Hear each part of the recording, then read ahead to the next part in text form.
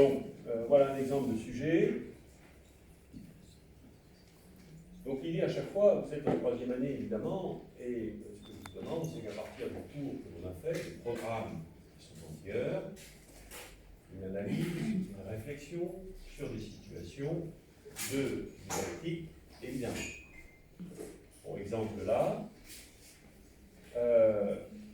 un enseignant propose la situation ci-contre en grande section de maternelle inspirée du fichier pour comprendre les mathématiques CP. On est dans une grande section maternelle. Et donc, c'est une image qui consiste, alors évidemment, c'est accompagné sûrement par une organisation de l'enseignant qui précise la tâche attendue. Donc, il y a 10 poissons dans l'aquarium. Combien de poissons sont cachés derrière le rocher? Là, ça va? Oui. Ok. Donc, proposez 2 procédures que les élèves de grande section pourraient mobiliser pour répondre à la question. Compliqué? Alors, allons-y. Qu'est-ce que vous proposeriez comme procédure?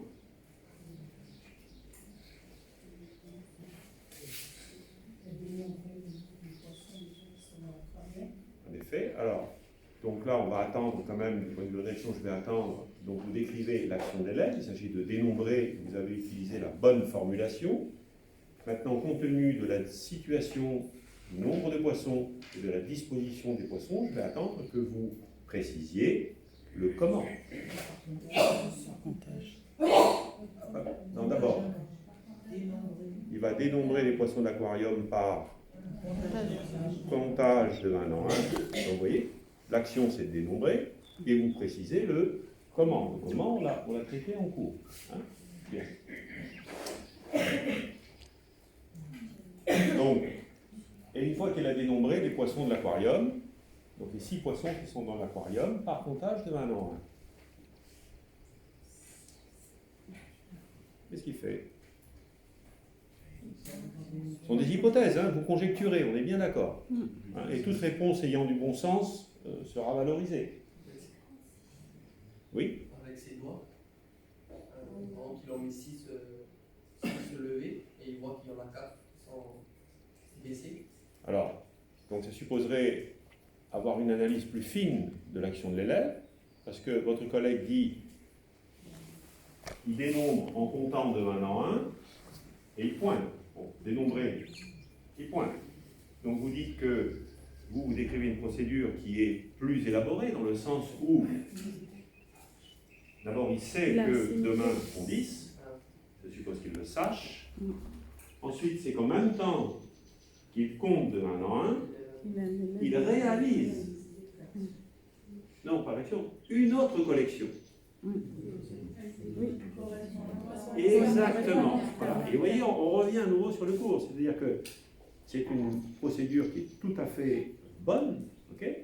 Donc en même temps qu'il compte, il réalise par correspondance terme à terme à chaque pointage une collection qui aura le même nom. Donc en effet, il arrive à 6 doigts, et parce que la réponse attendue, c'est pas 6, hein, c'est combien sont cachés. Et donc, votre procédure est tout à fait valable, il arrive au bout, et puis il voit qu'il y a 4 doigts qui sont fermés. Et ça supposerait qu'à la fin, qu'est-ce qu'il passe, une fois qu'il a les 6?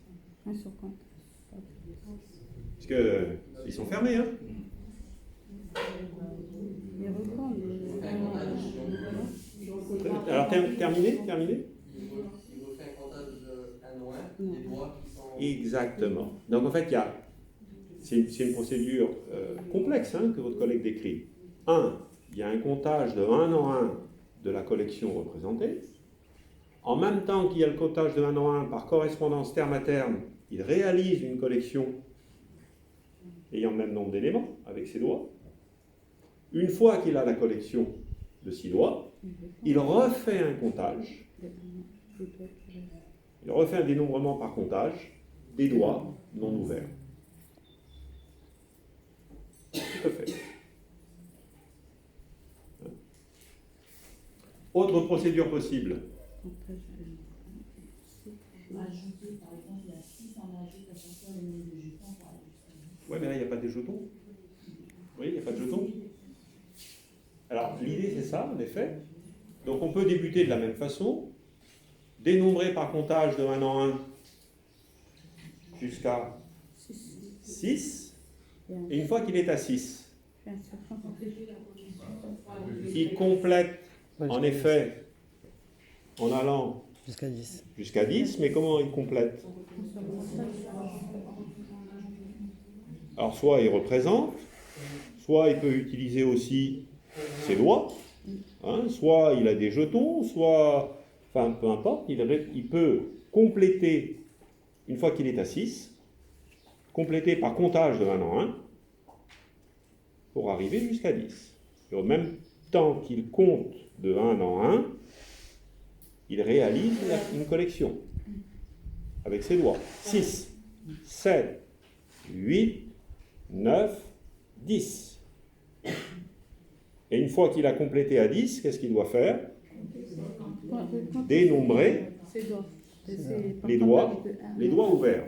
Vous, dans votre collection, dans votre procédure, vous dénombriez les doigts fermés. Là, dans cette procédure, par complément à 10, vous dénombrez les doigts ouverts. Oui. Question qui serait bienvenue dans cette tâche, puisqu'elle est proposée dans cette activité, puisque c'est proposé à des grandes sections. Dans l'activité de comptage liée au support graphique, quelle tâche peut apparaître comme difficile pour certains élèves? De repartir de 1, de refaire le comptage en 1. Sortez le bon mot, oui. La disposition des informations de départ. Oui, mais ça, alors le 10 est écrit en chiffres, il n'est pas écrit en mots, hein, et puis l'enseignant a précisé que l'énoncé du problème a été bien expliqué aux élèves. On parle simplement on est sur le dénombrement. Oui. Donc, oui, quelle est la tâche qui va être difficile dans l'activité de comptage, sachant que les tâches sont multiples? Énumérer. L'énumération, en quoi consiste l'énumération? Séparer les comptés, les non comptés. Voilà. Vous voyez? En effet. Il peut y avoir une erreur sur le 6, parce qu'ils sont un peu partout, de toute façon. Ils ne sont pas... Oui, ils sont pas en ligne. Bien. Alors, il peut y avoir vraiment plusieurs possibilités. Hein. Bon. Un élève de grande section ne fournit pas la réponse attendue. Proposez une autre tâche sur le même champ mathématique, mais permettant à l'élève de valider ou invalider le résultat trouvé. Alors, le même champ mathématique, qu'est-ce que ça sous-entend? Alors, non, parce que c'est un dénombrement, c'est particulier quand même là. Qu'est-ce qu'on fait travailler? On fait travailler l'enfant de grande section sur quoi? Les compléments à 10. Donc le champ mathématique sur lequel vous faites travailler l'élève, ce sont les compléments à 10. Voilà. Vous êtes à la frontière, cycle 1, cycle 2. Hein. Ce sont les compléments à 10. Donc c'est une tâche de difficile, il y en a qui n'y arrivent pas. Que pouvez-vous proposer pour aider les élèves qui n'y arrivent pas? Des images de poissons. Combien d'images de poissons? 10. Alors, une dizaine, une quinzaine ou 10 poissons? 10. Ah, vous voyez que c'est pas la même chose. Là, la collection de 10 n'est pas visible. Vous dites, je fournis des images de 10 poissons. Et puis L'impression que c'est visible dans ce cas-là par association terme à terme, il va extraire les poissons qui sont visibles. Ils resteront après pour vérifier le comptage des poissons qui sont cachés dans le danger. en effet, tout à fait ça. Et donc les 10 poissons sont là. Et correspondance terme à terme, un poisson, et il va y avoir 6 qui vont être mis sur le côté. Et donc il en restera 4. Je poursuis votre raisonnement en disant que vous avez les 10 poissons sur la table. Ok, on se détache maintenant de l'image. Et vous voulez continuer à faire travailler cet élève sur les compléments à 10. Il voit les 10 sur la table. Sans faire beaucoup plus, sans matériel extraordinaire, avec vos 10 poissons sur la table. Qu'est-ce que vous pouvez faire pour que l'élève essaie, non pas de dénombrer en les voyant, mais d'avoir une procédure mentale qui lui fasse produire le complément à 10. C'est quand c'est organisé. Les 10, il sait qu'il y a 10. Organisé ou pas organisé. Ça fait partie du contrat didactique. L'objectif, c'est de lui faire travailler les compléments à 10. Votre proposition est tout à fait valable, sauf que le complément à 10, il le produit par comptage, pas vraiment d'opération mentale de recherche. Que pouvez-vous faire à partir du même dispositif matériel pour qu'il y ait une opération mentale de recherche? Oui, C'est caché. cacher Et 10. une partie de la collection.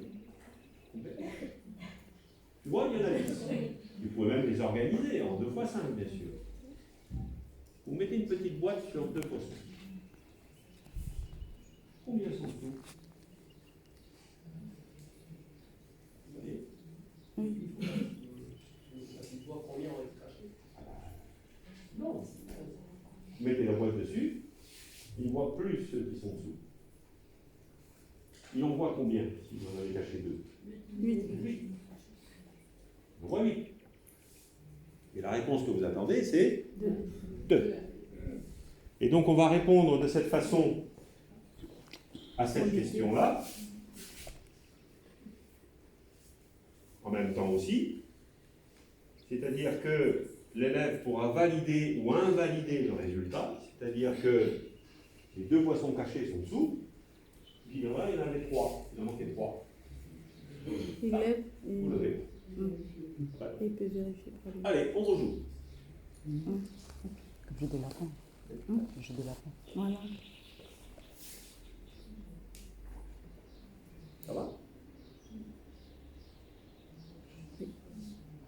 Alors bien sûr, les rédactions et les propositions sont